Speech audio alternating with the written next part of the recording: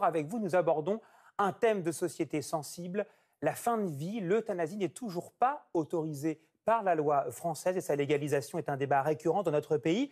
Alors, quels sont les arguments des personnes favorables à l'euthanasie et sous quelles conditions? Quelles sont les raisons morales, sociales, médicales avancées par les opposants à l'euthanasie? On en parle avec nos invités. Bonsoir Catherine Icardi-Lazareff. Vous vivez à Boissy-Saint-Léger, dans le Val-de-Marne. Vous êtes atteinte de la maladie de Charcot, une maladie qui a atteint vos muscles petit à petit. Et vous avez entamé une démarche d'euthanasie en Belgique. Quel est le critère d'avancée de la maladie pour décider pour vous de quitter ce monde? Pour moi, ce sera la perte de la parole. Bonsoir Jonathan Denis, vous êtes président de l'Association pour le droit de mourir dans la dignité.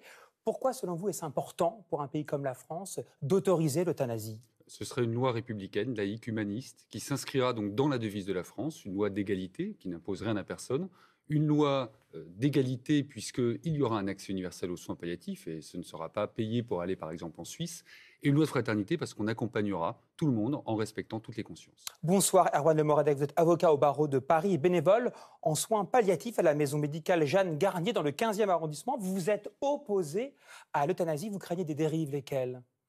Écoutez, les dérives que l'on observe dans les pays qui ont légalisé l'euthanasie, tout simplement. En Belgique, vous avez des euthanasies qui sont pratiquées sur des personnes dépressives, vous avez des euthanasies qui sont pratiquées sur des personnes âgées, isolées, atteintes de DMLA, des euthanasies qui sont pratiquées sur des personnes vulnérables.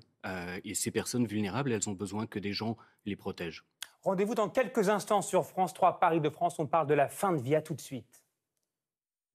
Bonsoir Catherine Icardi-Lazareff. Bonsoir. Vous vivez à Boissy-Saint-Léger dans le Val-de-Marne. Vous êtes atteinte de la maladie de Charcot, une maladie qui petit à petit paralyse vos muscles. Vous avez entamé une démarche d'euthanasie en Belgique. Vous témoignez ce soir dans ce 18h30. Avec nous également sur ce plateau.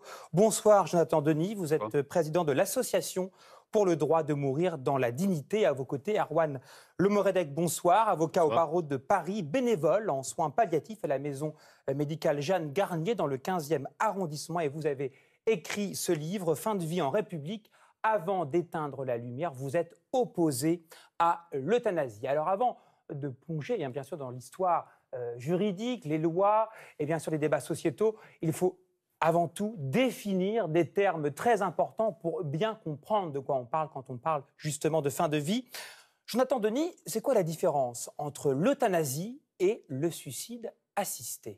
La différence est très simple. L'euthanasie, c'est un personnel médical qui, à votre demande, va pratiquer par exemple une injection létale ou buvable directement. Le suicide assisté, c'est quand vous-même, toujours à votre demande, une personne va vous permettre de pouvoir faire cette injection létale ou buvable. Pour être très simple, vous avez par exemple en Suisse un système qui est un système de perfusion. L'euthanasie, c'est le médecin qui va tourner le robinet. Le suicide assisté, c'est vous qui allez pouvoir vous-même tourner ce robinet.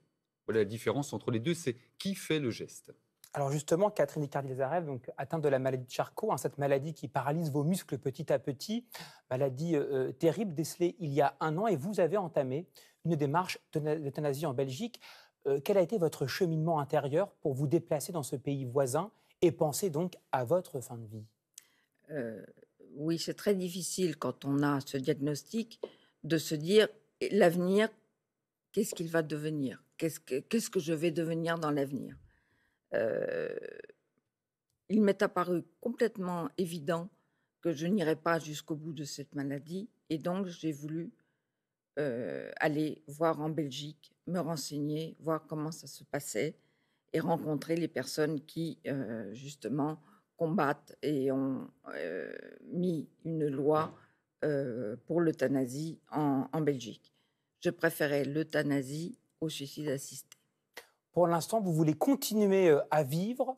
Quel est donc le critère que vous avez établi pour quitter ce monde et donc retourner en Belgique pour la fin de votre vie? Alors évidemment, c'est ma perte d'autonomie totale, mais c'est surtout la perte de la parole. Le jour où je ne pourrai plus parler et m'exprimer, pour moi, ce sera terrible. Pour moi et pour mon entourage.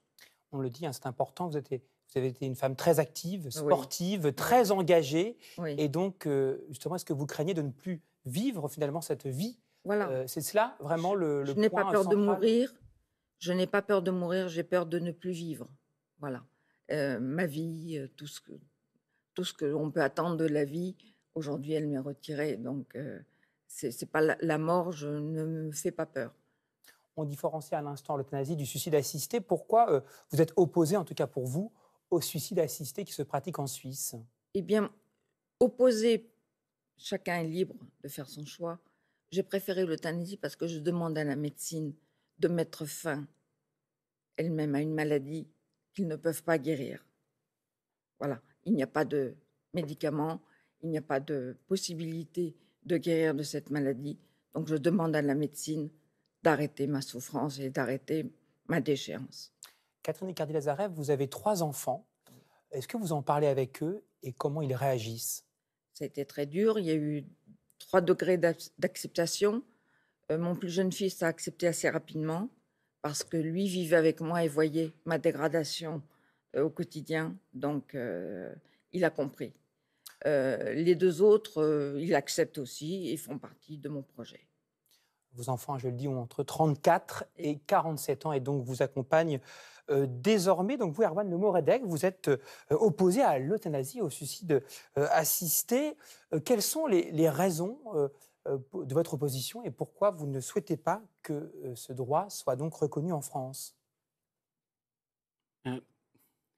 Les raisons sont multiples, alors je vais être relativement bref, mais je suis surtout pour l'accompagnement intégral, complet, jusqu'à la fin naturelle de la vie.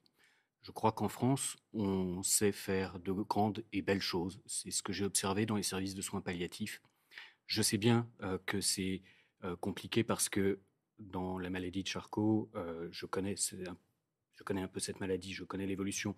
Je sais que c'est difficile et qu'il n'y a pas qu'une question de souffrance, mais qui est aussi une question de maîtrise personnelle et de dégradation. Je l'entends tout à fait.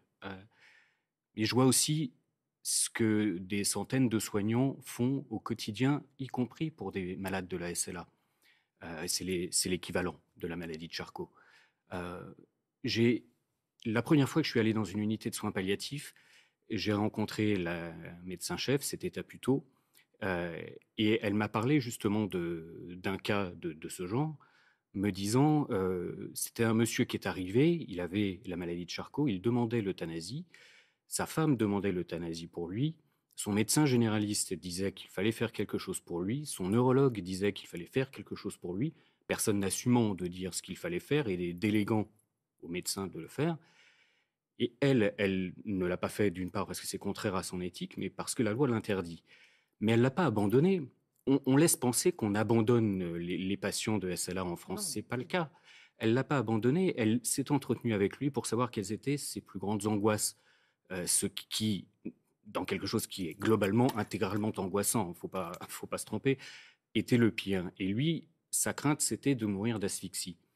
Et là, elle est sortie de tous les protocoles pour fournir à son épouse une seringue de midazolam. C'est un produit qui permet de décontracter les muscles et les poumons, etc., à lui pulvériser dans le nez si jamais il menaçait de s'asphyxier.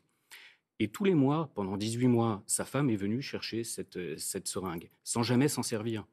Et quand elle l'a vu une fois, elle lui a demandé « Votre mari, comment va-t-il » Et elle lui a dit, évidemment, il était malade et ça se dégradait, mais elle lui a dit « Il va bien. Enfin, il est bien. Il ne va pas bien, évidemment. » Et voilà, ils ont eu 18 mois de vie commune, qui ne sont pas idéales, évidemment, mais qui sont 18 mois qu'ils ont partagés. Si la loi autorisait l'euthanasie, ça se serait arrêté 18 mois plus tôt. Voilà, au nom de quoi on devrait arrêter la vie d'un homme qui, je comprends, puisse s'angoisser sur l'avenir, mais a encore des choses à vivre. Excusez-moi, mais bon, 18 mois dans la déchéance et dans l'indignité, ça n'est pas possible. Les soins palliatifs, je suis d'accord, j'y crois beaucoup. Le problème, c'est quand vous rentrez avec la maladie de Charcot, par exemple, dans les soins palliatifs, c'est en fin de vie. Mais quelle est la fin de vie pour nous? Étouffer? Ne plus se nourrir? Ne plus avoir notre dignité? Ça n'est pas possible. Un mot est important. Hein. Vous avez dit tout à l'heure, hein, Madame Icardi-Lazarev, le mot liberté. Oui. La liberté de choisir. Oui. Que répondez-vous, Monsieur Le Moredek, à cet argument de la liberté de choisir? Et Madame souhaiterait avoir la liberté de pouvoir quitter ce monde dans son pays, en France. elle a pensé à la Belgique, parce qu'elle était obligée. Que répondez-vous à ce terme, liberté? Il y a deux choses. D'une part, je pense que croire que la liberté, l'euthanasie, ce soit juste une question de liberté individuelle, c'est oublier que nous vivons en société. Je comprends que certains demanderont l'euthanasie de la façon la plus libre possible, autant qu'on soit libres les uns et les autres. Mais pour leur permettre de recevoir l'euthanasie, il faut permettre à tous de recevoir l'euthanasie. Et tous, ça veut dire aussi les personnes précaires, les personnes isolées, les personnes âgées, les personnes dépressives. Pour elles, l'interdit de l'euthanasie, c'est ça qui protège leur liberté. C'est ça qui leur permet de vivre. Jonathan Denis, donc vous êtes pour l'euthanasie en France. Je rappelle, un président de l'Association pour le droit de mourir dans la dignité. Est-ce que ce mot, vous, liberté, est essentiel dans votre combat pour permettre à ces personnes, ces malades, comme Mme Icardi-Lazarev, de pouvoir prétendre à l'euthanasie ici en France? Est-ce que ce mot liberté est essentiel? C'est un mot que j'assume totalement. Le mot liberté, évidemment, c'est une question de liberté. C'est une question de liberté parce que c'est une question de libre choix. Si M. Le Morendic, pour des convictions religieuses, philosophiques, culturelles, souhaite que ce soit un Dieu qui le rappelle ou le cycle de la mort naturelle, comme vous le disiez, moi je veux me battre pour que M. Le Morendic ou d'autres puissent vivre de cette manière-là. Ce n'est pas le cas en France, puisqu'il y a des euthanasies clandestines qui se pratiquent en France. À l'inverse, j'entends le témoignage très poignant de Catherine. Comment peut-on interdire ce libre choix? Aujourd'hui, dans une maladie, et vous le disiez, Monsieur Le Morendic, oui, il y a des soins palliatifs avec la maladie de Charcot. Mais les soins palliatifs ne peuvent pas tout, et il faut pouvoir l'accepter. Et effectivement, sur la maladie de Charcot, le témoignage que vous avez apporté était très touchant également, mais vous avez parlé de temporalité de la vie.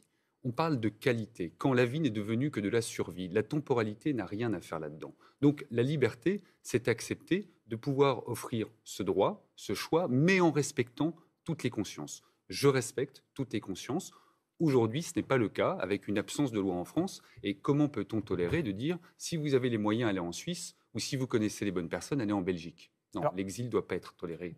Puisqu'on parle de loi, de la loi dite Leonetti, adoptée en 2005, avec l'interdiction de l'obstination déraisonnable et donc de l'acharnement thérapeutique. Puis 2016, également, la loi Claes-Leonetti, la loi ouvre également la possibilité pour le patient de demander l'accès à une sédation profonde et continue jusqu'au décès. Voilà ce qui est autorisé pour le moment en France. Est-ce qu'il faut aller plus loin, selon vous, Jonathan Denis? Pourquoi c'est insuffisant, ces deux lois? C'est très hypocrite. C'est extrêmement hypocrite. La sédation profonde et continue jusqu'au décès, qu'est-ce que c'est? C'est tout simplement altérer votre conscience, arrêter les traitements, arrêter l'hydratation, arrêter la nutrition et attendre que vous partiez ou de votre maladie ou d'une insuffisance rénale. Ça peut durer des jours, des semaines. Faut-il rappeler que la première sédation de Vincent Lambert a duré 31 jours avant qu'on ordonne la reprise des traitements. La différence avec l'euthanasie, c'est tolérer qu'en quelques heures, à la demande du patient, en quelques secondes même, il puisse partir, entrer dans la mort les yeux ouverts. La sédation, aujourd'hui, c'est tolérer qu'il faut attendre finalement que le corps parte en mettant des jours et des jours. Catherine Icardi-Lazarev, vous réagissez, ces lois, on en parle un instant de 2005 et 2016, avec la sédation, vous étiez consciente de ces lois ici en France? Oui, et qu'en pensez-vous? Tout à fait, je suis consciente que la loi Claes-Leonetti n'est pas complète et est très restrictive pour certaines maladies. Erwan Le Morendic, alors, est-ce que ces lois, selon vous, sont suffisantes en France? La sédation, justement, par exemple, dans ce produit qu'on va... ce produit, en tout cas, cette fin d'alimentation, ce type de, je dirais, d'encadrement médical pour la fin de vie. Est-ce que, selon vous, c'est suffisant, la sédation? Alors, il faut quand même rétablir deux, trois choses. La fin de l'alimentation, quand vous êtes en fin de vie, et moi je les vois, les patients à Jeanne Garnier, en fin de vie, ils ne cherchent pas à s'alimenter. Donc ne prétendons pas qu'on les prive d'alimentation. La fin de l'hydratation en fin de vie, c'est souvent davantage un inconfort qu'un remède. Donc la légalisation de l'euthanasie prospère parfois sur des idées fausses et parfois entretenues de cette manière-là. La réalité de la sédation, c'est pas, quand la sédation est bien réalisée, c'est pas une sédation qui dure des jours, parce que de toute façon, la Haute Autorité de Santé a posé comme principe que ça doit être pratiqué lorsque le décès est attendu à brève échéance, à quelques jours. C'est d'ailleurs quelque chose qu'on va encore reprocher C'est pour ça que à la c'est sédation. restrictif. Oui, Dans ma c'est maladie, restrictif, mais c'est parce que comment dire que c'est- dans 3-4 jours, je vais mourir? c'est effectivement une loi qui est une loi pour les gens qui vont mourir, pas pour les gens qui veulent mourir. Et, Mais je et vais dire, mourir et aussi. dire que l'on va aller plus loin, c'est pas aller plus loin, c'est aller Alors. ailleurs, dans une autre dimension d'autoriser l'euthanasie. Est-ce qu'on peut aller plus loin? Il y a une loi l'an passé, donc le 8 avril 2021, une proposition de loi donnant le droit à une fin de vie libre et choisie était discutée et examinée à l'Assemblée nationale. Des députés de différentes familles politiques étaient favorables à la légalisation de l'euthanasie, mais au sein de certains partis, de fortes divisions ont entraîné le dépôt de plus de 3000 amendements. En faute de temps, la proposition de loi n'a pas été adoptée à l'époque des faits. Thierry Curté et Ziden Berkous avaient suivi le député à l'origine de cette proposition de loi. On regarde. Des députés de tous bords, côte à côte, de LR à LFI, chaque groupe représentait une image très rare à l'Assemblée. Ils sont tous réunis pour porter un combat commun. Leur combat, une loi pour permettre à toute personne capable et majeure, en phase avancée ou terminale d'une affection grave et incurable, de pouvoir demander à disposer d'une assistance médicalisée active à mourir. Olivier Falorni est l'auteur du texte. Depuis des mois, il démarche ses collègues. Pour l'auteur de la proposition de loi, la situation française actuelle est hypocrite.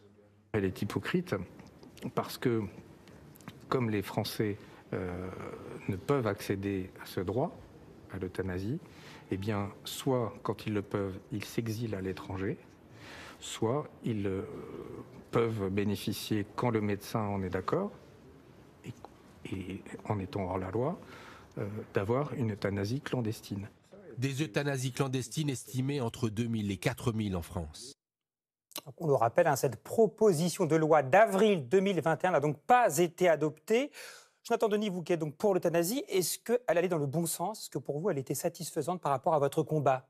Elle était satisfaisante, évidemment. Alors après, effectivement, c'était une niche parlementaire, donc ça devait se régler en une journée. Je pense que c'est un débat qui mérite de prendre son temps dans notre pays, mais c'était une grande avancée, puisque pour la première fois, il y a une majorité à l'Assemblée nationale qui a voté ce texte. Alors d'ailleurs, je tiens à dire que depuis, cela a évolué encore, parce qu'Emmanuel Macron, président candidat lors de la campagne, donc au printemps dernier, le 17 mars dernier, avait dit, quand il a présenté son programme, qu'il souhaitait soumettre la fin de vie à une convention citoyenne, et sur la base de conclusions de celle-ci, la soumettre soit aux parlementaires, soit au peuple français. Et lors d'un déplacement en campagne également, il a échangé avec une femme en expliquant que pourquoi pas être sur un modèle similaire à la Belgique. Est-ce que cela vous a rassuré quand vous avez entendu Emmanuel Macron dire cela durant la campagne présidentielle qui vient de s'achever? Oui, tout à fait, ça m'a rassurée parce que c'est clair qu'il faut légiférer.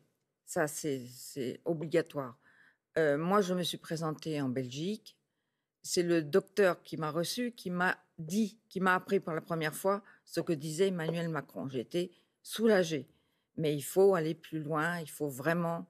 Le temps est contre nous. Erwan Le Moredec, donc le chef de l'État, qui va donc d'être réélu, même si on attend bien sûr le résultat des élections législatives, donc a dit qu'il était éventuellement favorable à donc une euthanasie comme en Belgique. Comment vous allez essayer de peser, vous qui êtes contre l'euthanasie, pour faire réfléchir une nouvelle fois sur vos positions par rapport à la fin de vie? Écoutez, moi d'abord, je m'étonne qu'on nous parle d'une consultation citoyenne et que le chef de l'État donne la conclusion de la consultation citoyenne. Apparemment, c'est une consultation qui sera dans la droite ligne des consultations d'Emmanuel Macron dans le premier quinquennat. On consulte, mais on a déjà décidé de la suite. Donc effectivement, peser... Moi, je fais ce que je peux. Je sais que on me dit que l'opinion publique est très majoritairement favorable à l'euthanasie. Ça ne m'empêchera pas de donner mes convictions. Quand je vois ce qui a manqué d'être voté, c'est probablement le point déclencheur de l'écriture de mon livre. On était sur une proposition de loi jusqu'au boutiste qui va au-delà de ce qu'on fait en Belgique. Proposition de loi qui introduit une alternative entre les souffrances psychiques ou physiques, qui permet donc des euthanasies pour des simples souffrances, excusez-moi du terme, pour des souffrances psychiques exclusives. Ça veut dire, et ça je pense que ni les Français, ni probablement certains députés n'ont vraiment réalisé, qu'on s'apprêtait à légaliser des euthanasies pour dépression, pour ce que les Belges appellent troubles de l'humeur, donc dépression, mais aussi autisme, aussi... c'est dans le rapport officiel de la commission de contrôle. Il y a des statistiques qui sont faites par cette commission et qui le disent très clairement. Donc, pour l'heure, encore beaucoup d'interrogations. La loi n'a pas été votée. Il y aura des débats, des critères, des conditions. Catherine Eckardt-Desarèves, donc on le rappelle, atteinte de la maladie de Charcot. Vous avez entamé donc des démarches d'euthanasie en Belgique. Pour ces mois prochains, est-ce que vous allez continuer à vous mobiliser pour faire avancer ce combat et faire autoriser l'euthanasie en France ? Bien sûr, je vais continuer à me mobiliser, évidemment, tant que je peux parler. Je voudrais répondre au niveau de mon expérience personnelle quant à ma présentation en Belgique et mon rendez-vous en Belgique. Je trouve que les choses sont très encadrées. On ne va pas « bonjour docteur, au revoir docteur » pour une euthanasie. Il y a un collège, il y a 2 docteurs qui doivent vous examiner. Après, le docteur voit aussi la famille. C'est très encadré. Ça n'est pas, il n'y a pas de dérive. Merci beaucoup pour votre témoignage, Catherine Eckardt-Desarèves. Donc, vous avez entamé, je rappelle, une démarche d'euthanasie en Belgique et vous êtes atteinte de la maladie de Charcot. Merci pour ce témoignage très fort. Merci également Jonathan Denis, président de l'Association pour le droit de mourir dans la dignité. Merci à vous, Erwan Lemoradec, avocat au barreau de Paris, bénévole en soins palliatifs et contre donc l'euthanasie.